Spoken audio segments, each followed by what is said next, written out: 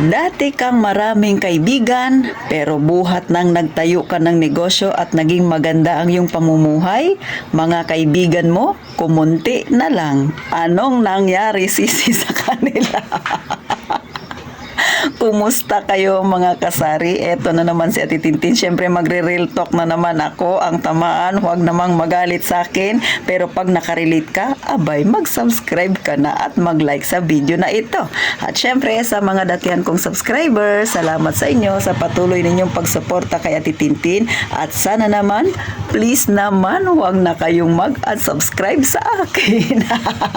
So tayo nang mag-chismisan mga kasari. So magandang araw sa inyo. Kumusta ang tindahan ninyo? Talagang napakatumal pa rin hanggang ngayon. Ramdam na ramdam ko. Si Ate Tintin nga ha, yung siomai ko, pinartneran ko na siya ng palamig para kahit papano maraming bumili at hindi na sila pumunta sa malayo pa. Dito na lang sa akin bumili ng pampalamig sa kanilang sikmura.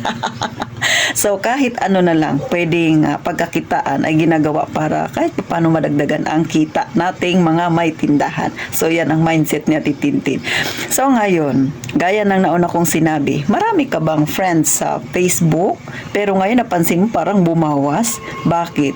Sisi, hindi mo kasi pinautang, nangungutang sa'yo. So ito mag-real talk tayo ha. Iba't ibang uri ng kaibigan. May kaibigan ka na todo support sa'yo. Simula sa simula, nandyan siya. Maging maganda man o hindi maganda ang iyong kabuhayan, kaibigan mo pa rin siya. Pero nung nagtayo ka ng negosyo, eto na, may dalawang klaseng kaibigan na lumabas ha, na pag-uugali. Una, pangalawa sa kaibigan, ay kaibigan mo siya kasi nakita niya naging maganda na ang kabuhayan mo. Pero nung nangungutang siya sa'yo at hindi mo pinautang, abay, nag-unfriend na. Ang masaklap pa, nag-recruit siya na meron din kaibigan ninyo na magagalit sa'yo. Oh, di ba? Totoo naman, relate ka ba? May ganyan ka bang kaibigan? At ang pangatlong klase ng kaibigan, yung kaibigan mo na hindi naman siya humihingi ng pabor. Basta nandyan lang siya. Nakasin lang siya lagi sa mga pinagagawa mo. Nakasubaybay lang siya sa Facebook mo para abangan kung kailan ka babagsak. Oh, yan ha, dalawang klase yan ng kaibigan na hindi maganda. Yung naunang kaibigan, yan yung kaibigan na todo support at talagang nandyan siya kahit anong mangyari. Pero yung dalawa na sinasabi ko, 2 and 3 na kaibigan ay hindi magandang kaibigan. Pero mas nakakatakot itong pangatlo. Yung nakasin lang siya sa'yo, inaantay niya kung kailan ka magpo-post dahil nahihirapan ka na. Ito yung mga kaibigan na nakikimarites, ha? Yung wish nila ay mapabagsak ka. Oh, may tinamaan ba dyan dahil may ganitong klaseng kaibigan? Aba, wag ka nang mahiya, mag-like ka na sa video ko. Lalo na yung mga kagaya kay Ate Tintin na dating empleyado, syempre marami kang naging friend. Pero nung nagka-negosyo ka na, piniplex mo yung tindahan mo or yung negosyo mo, di ba, nang hihiram na siya sa'yo, imposible namang wala kang pera, ang dami-dami mong paninda, pero hindi mo pinahiram. Ayan, nagtampo na, nag-recruit pa siya ng magagalit sa'yo. Oh. Sa totoo lang mga kasari, ako na-experience ko yan, pero hindi ako bothered. Bakit? Hayaan ko yung mga yan. Bakit? Hinahayaan ko sila na kung ano yung gusto nilang gawin sa pagiging magkaibigan namin, kung yun ang saloobin niya sa akin. Ang mahalaga, wala akong masamang tinapay na itinanim sa kanila. O sila, kung meron silang tinanim sa akin na masama, ay bahala sila. Sa loobin nila yun, sila magdadala nun. Pero si Ate Tintin, chill lang, relax lang. Basta magaan ang kalooban ko, wala akong iniisip na naagrabyado ako. Tuloy lang ako sa kung ano yung tinatahak kong landas na alam kong tama naman mga kasari.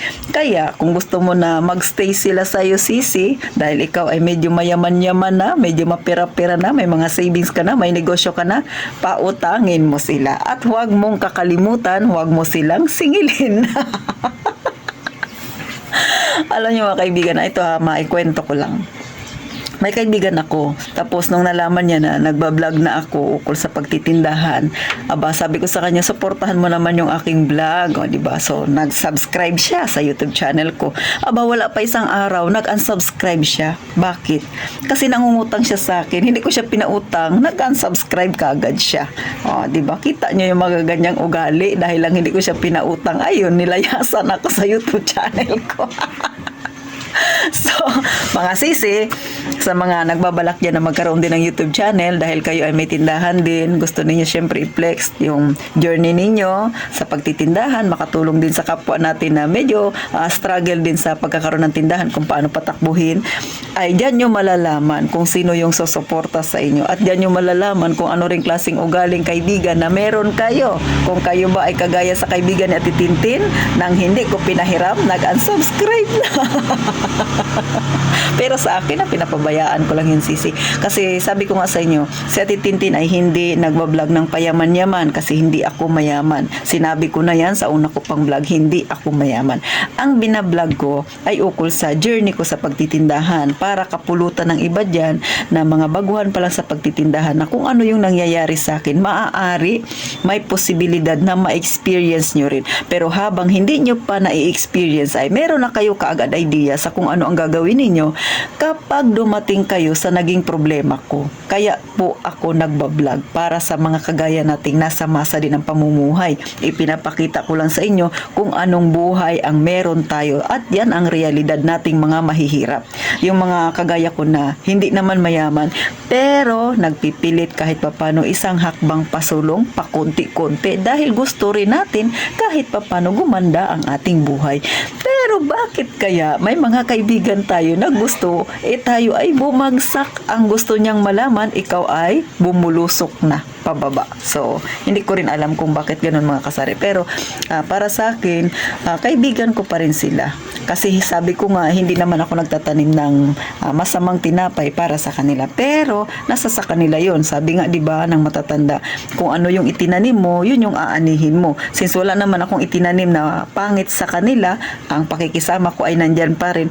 Pero, may limitation si Ate Tintin kasi nangyari na yan sa akin na yung sobrang pagtitiwala na-traitor ako. So, ayoko nang maulit yun. Kaya naglalagay ako ng boundary pero hindi ako nagbibigay ng o nagsasalita ng against sa kanila. Ang para sa akin, kaibigan ko pa rin sila pero may limitasyon. So hanggang doon lang mga kasari kasi ayokong dumating sa point na ma-experience ko ulit yung nangyari sa akin. Kaibigan ko siya nung nasa maayos akong pamumuhay, nung nakita niya na medyo na down ako, tuwang-tuwa pa siya sa nangyayari sa akin. Kaya, yan ang iwasan natin mga kasari. So, hanggang dito na lang mga kasari. Ikaw ba ay nakarelate? May mga kaibigan ka bang ganyan? Pabayaan mo sila, wag mong pansinin. Basta doon ka lang sa goal mo, sa kung ano ang nais mong marating, ano ang nais mong mangyari sa iyong buhay. Ang mahalaga, nakapokus ka sa iyong negosyo, wala kang tinatapakan, at wala kang sinasaktang damdamin. So, eto na muli si Ate Tintin. Gaya nga ng palagi kong sinasabi, mag-iingat tayong lahat palagi, mga kasari.